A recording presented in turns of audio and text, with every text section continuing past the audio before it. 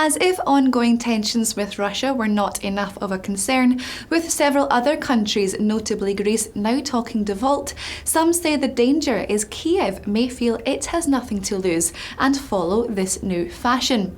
With me down the line to discuss this and more is Chris Waefer.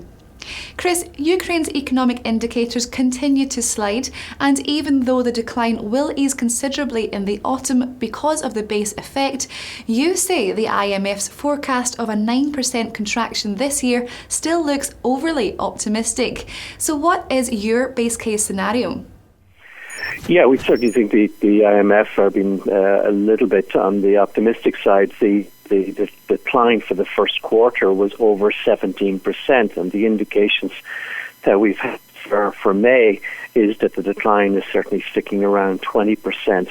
So even though we expect that there'll be a recovery in the autumn, which is the base effect because the war in the east greatly escalated last autumn and deteriorated the overall economic situation at that time. So on a comparison base, we will see a smaller decline there for this autumn. But overall, we still think that there's a good chance that the economy will contract by around 12%. And if the country defaults, if there has to be sort of greater capital controls and no access to new credits, then we believe the decline could certainly be higher, more like about 15%.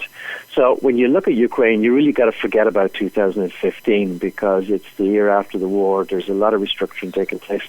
Investors, both portfolio investors and strategic investors, are looking more at 2016 and 17, and that's where the concern about the lack of any resolution in the conflict, the potential for default, etc.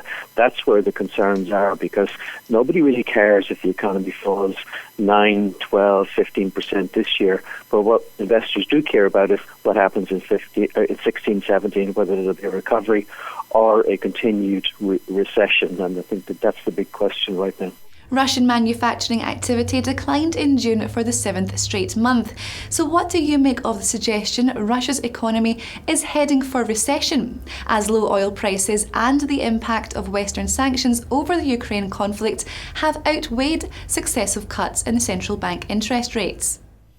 Well, the Russian economy is in recession. There's no doubt about that, whether it's technical or actual. But we saw that in May, the estimate for GDP contraction was over 4% down, and it's our view that for the second quarter, GDP will decline by about 5%, having declined by a little over 2% in the first quarter. So central bank's action in cutting rates, and they have cut from 17% to 11.5% over the last 5 months.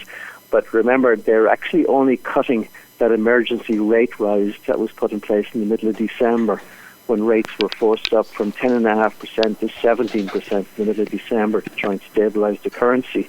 So we're still higher, as it were, than that pre-emergency move. And it will take anyway at least 6 months, I think, before the benefits of the rate decline to kind of come into the economy. People are still struggling with high debt service costs, are still struggling with high levels of inflation that came from the currency weakness last year. Across the board, there's just such a low level of confidence that even people with money to spend or invest are not doing it because they fear the uncertainty of what may or may not come next. So overall, it really does need a strong injection, not just of oil price or sanctions, but it needs some shake-up in confidence, and people and businesses need to believe that this is the one that makes a difference and can lead to kind of a new growth driver. But for now, there really is no evidence of that. A default situation would keep tight capital controls for longer, no doubt impacting the hryvnia. Meanwhile, the ruble extended its biggest monthly drop since January.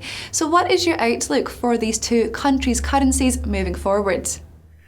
Well, in the case of the ruble, we obviously had a very volatile situation last November, December.